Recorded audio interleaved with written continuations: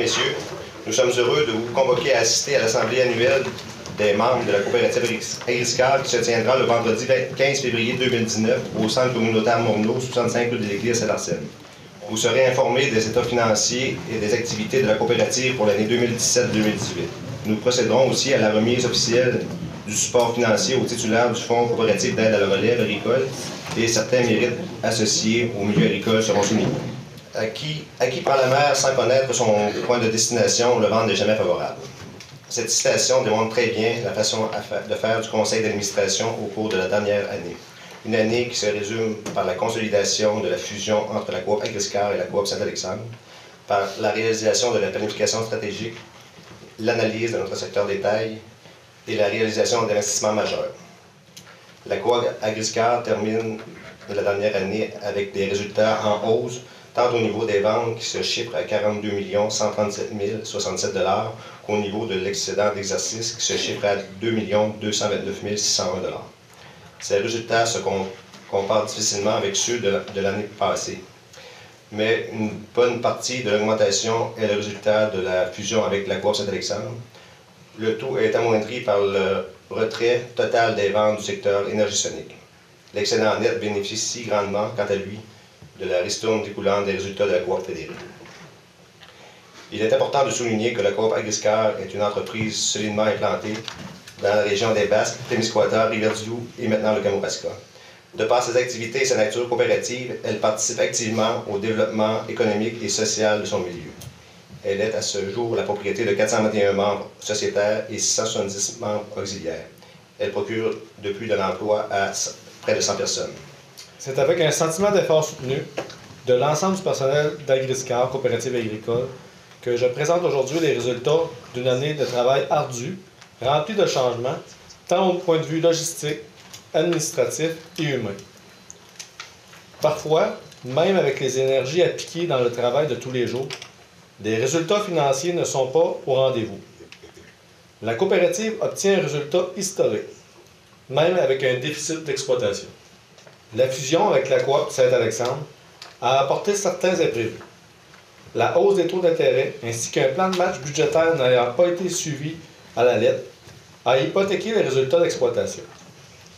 Au moment d'écrire ces lignes, des correctifs sont apportés et le comité de gestion en place applique les mesures planifiées en novembre dernier.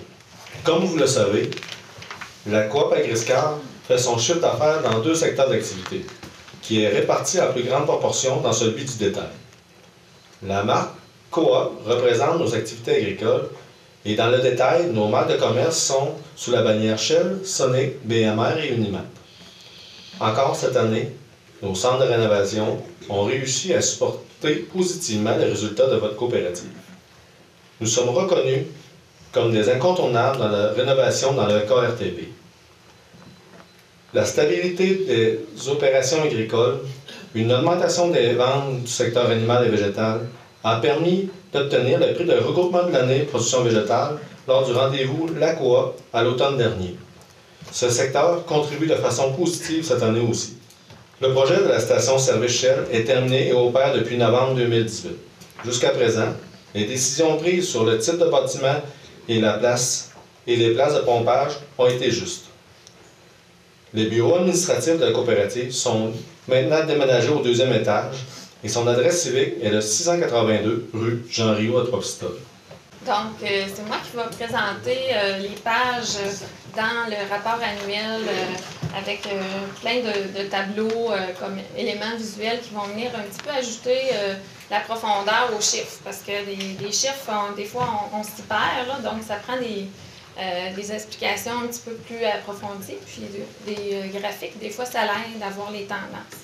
On a au niveau du chiffre d'affaires 42 millions pour l'année financière 2018 versus 45 millions pour l'année précédente. Donc, au niveau des coûts des marchandises vendues, c'est sûr qu'on a, nous, des marges qu'on doit se fixer pour atteindre nos objectifs. Donc, au lieu de regarder les chiffres, on va plus regarder l'excédent brut. Donc, l'excédent brut, c'est 7,9 millions, tout près de 8 millions versus le 7,8 millions de l'année passée. Donc, c'est 100 000 de plus. Et ça s'explique principalement par les ventes du pétrole qui généraient une marge moins profitable que les autres secteurs. Au niveau des charges d'exploitation, on a des frais variables, des frais fixes, des frais d'administration et des frais financiers. Donc, si on compare avec l'année passée, on a au total une augmentation d'environ un demi-million. On avait un excédent déficit d'exploitation de 94 000, donc un déficit de 94 000, comparativement à un excédent de 283 000 l'an dernier. Donc, c'est sûr qu'au niveau des éléments qui nous amènent à l'excédent de l'exercice, la ristourne nous a beaucoup aidé à finir l'année positivement. Une ristourne de 2,3 millions versus 1,5 million l'année passée.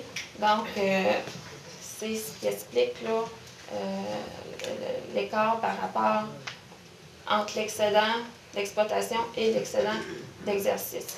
Au niveau de la réserve, on voit qu'il y a eu une augmentation de la réserve par rapport à l'année passée, principalement due à la ristourne qui va se comptabiliser dans l'excédent de l'exercice précédent.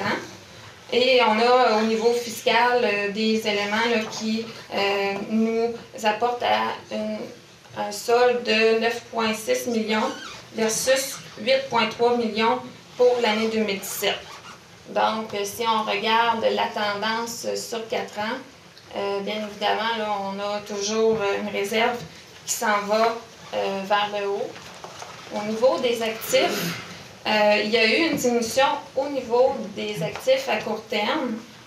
C'est en lien justement avec Énergie Sonique. On s'est parti des banques. Puis, par conséquent, là, il y a eu un recevable de Énergie Sonique qui a été effacé pour 2018.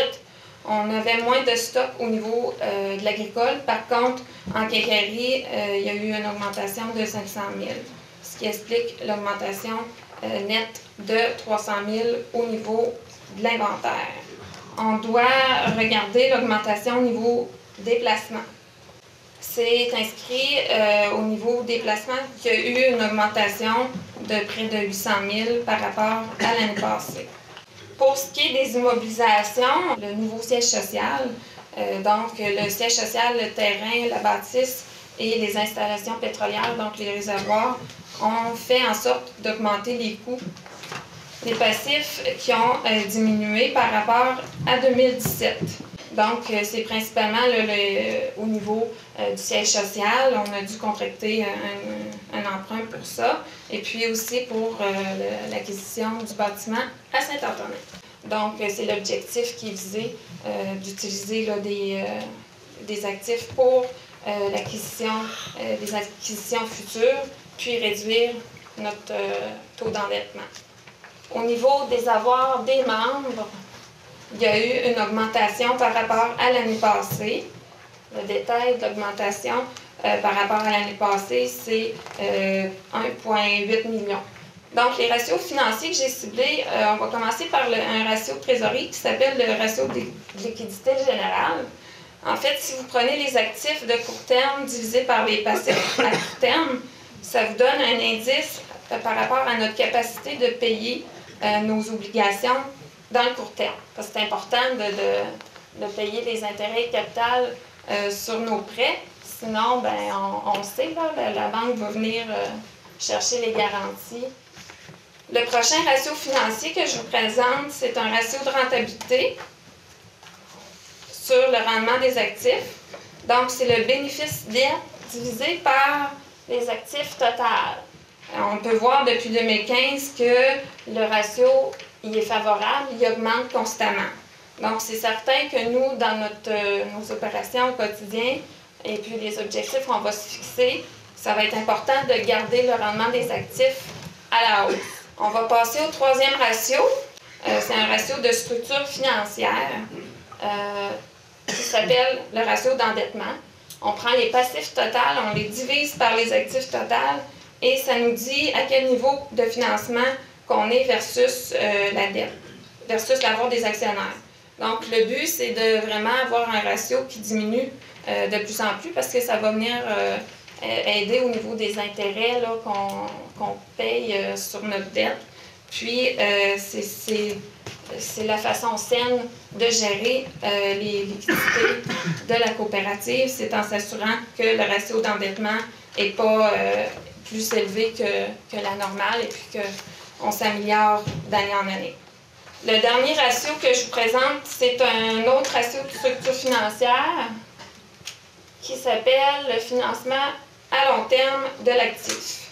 Donc, on prend la dette à long terme, on divise par l'actif total et ça nous dit quelle portion d'actif total est financée à long terme. Donc, le but pour nous, les gestionnaires, c'est de maintenir un taux, un ratio de financement à long terme de l'actif qui est stable et idéalement, bien, ce serait de le diminuer. Donc, étant donné qu'on est à 18 depuis 2017, là, on va faire en sorte que l'année prochaine, on va vous présenter quelque chose de mieux parce qu'on sait que plus le taux est bas, bien mieux que c'est pour la coopérative.